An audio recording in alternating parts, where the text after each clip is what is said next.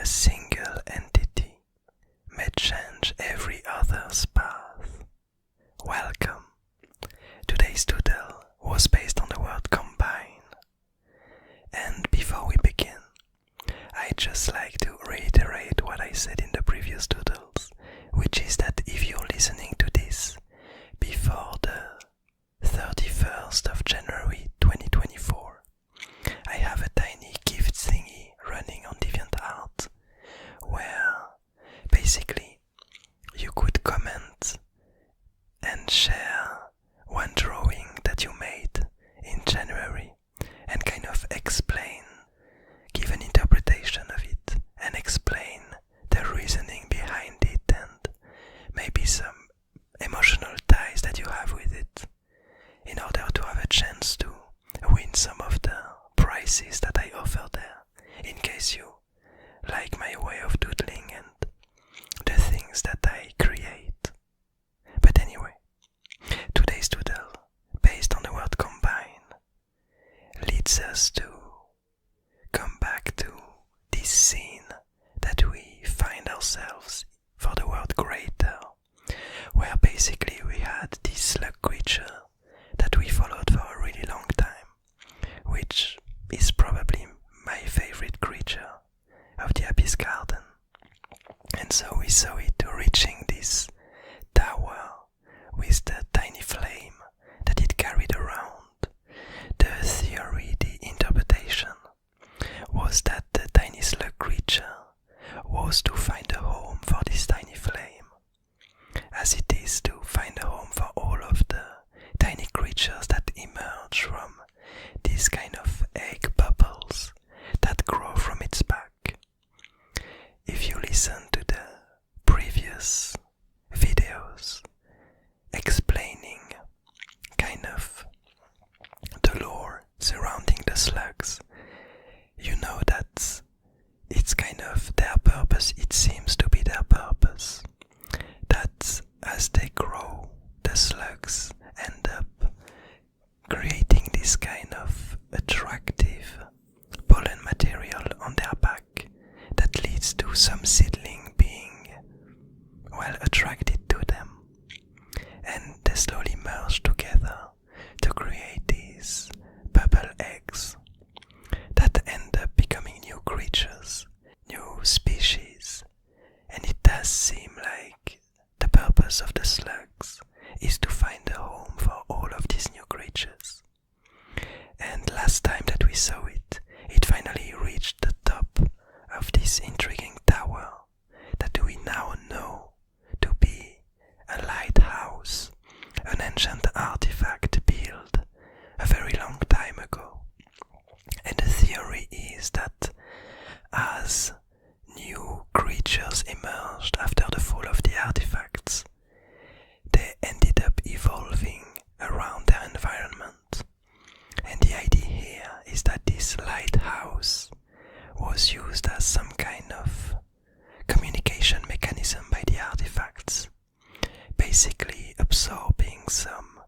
radio waves, some wave signals sent by some artifacts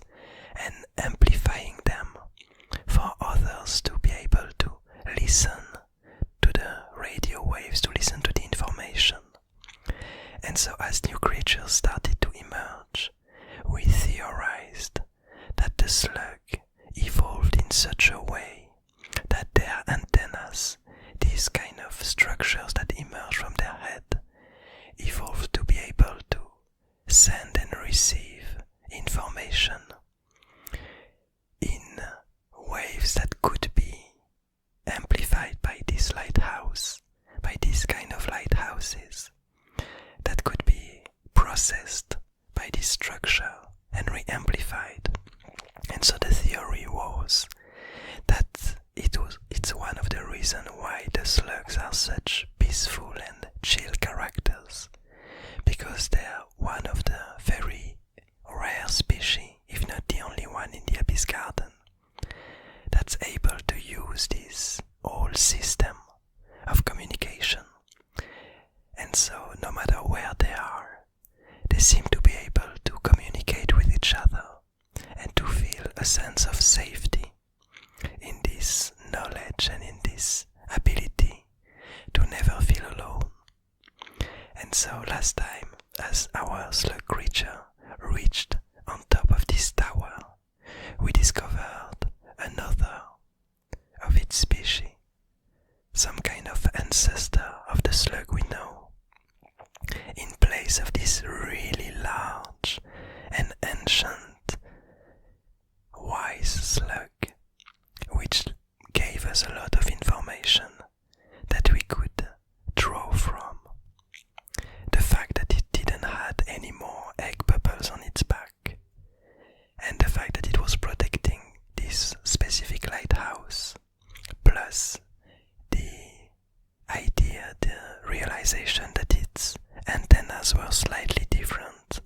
than the ones from the slug we knew. All of these three informations, all of these three data points led us to all of the informations, to all of the theories that we ended up with. And so now what we see from this last scene is our slug creature finally placing the tiny flame into its new home, into its new house, into its new lighthouse.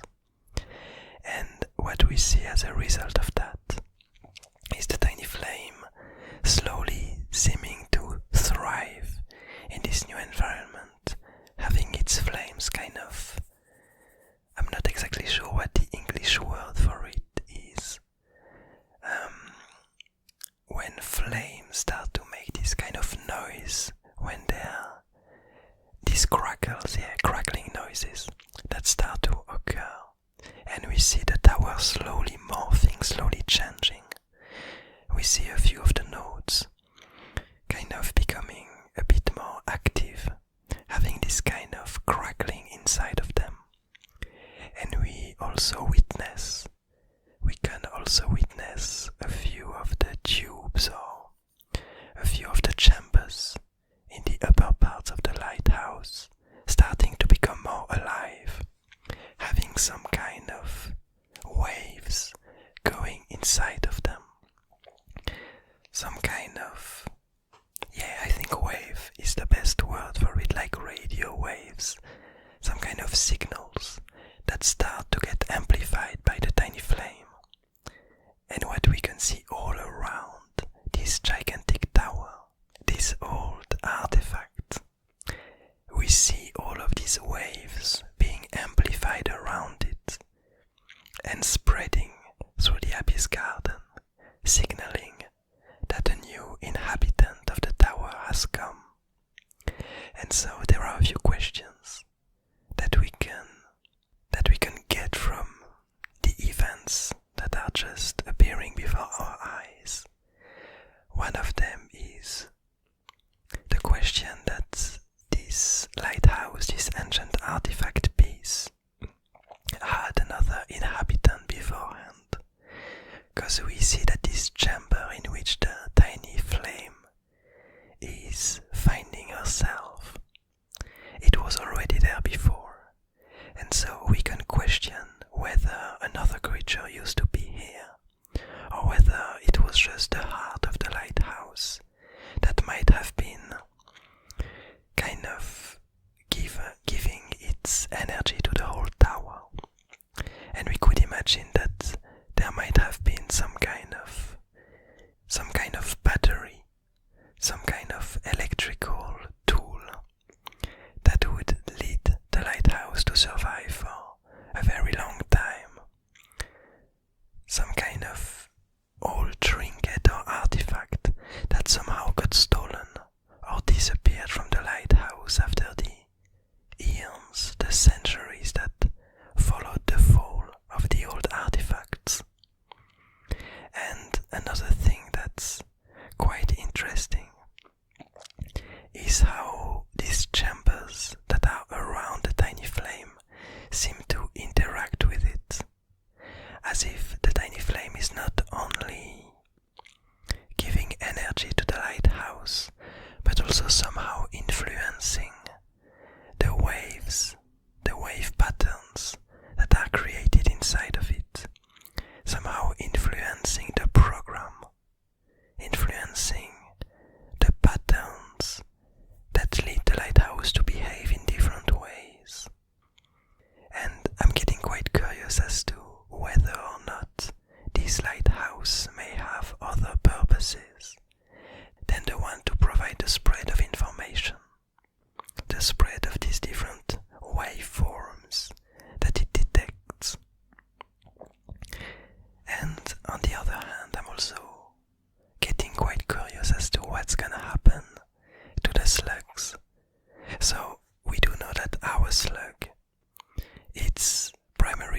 Lighthouse at the moment was to find a home to the tiny flame, which just occurred, and so we can imagine that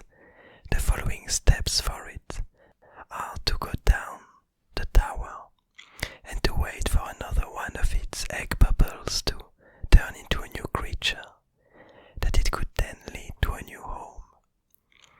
But what I'm wondering is what's gonna come, what's gonna happen for this old slug that's been protecting this lighthouse seemingly for a really long time. And my first idea would be that it would simply stay there and keep on protecting the lighthouse and hence the tiny flame for as long as its life allows it to. Cause I don't exactly know what will happen when it will end up dying, but I can imagine that all the matter, all the essence of what makes this slug a slug will end up being a protective material that will keep the lighthouse safe for a really long time, and that might provide the tiny flame with a really protective shelter for decades and centuries to come. And somehow I feel like it's a really heartwarming scene to finally have our tiny flame being brought to her own home, her own tower, and seeing her seemingly safe and protected by this really ancient and wise creature. We could imagine that this ancient slug might communicate with the tiny flame and share its knowledge of all the years it had in the Abyss Garden, and give her a lot of information, a lot of advices, and a lot of wisdom for her to be able to run the lighthouse and to be able to keep this environment and the Abyss Garden safe for a very long time to come. And yeah, I'm really looking forward to see what's gonna happen.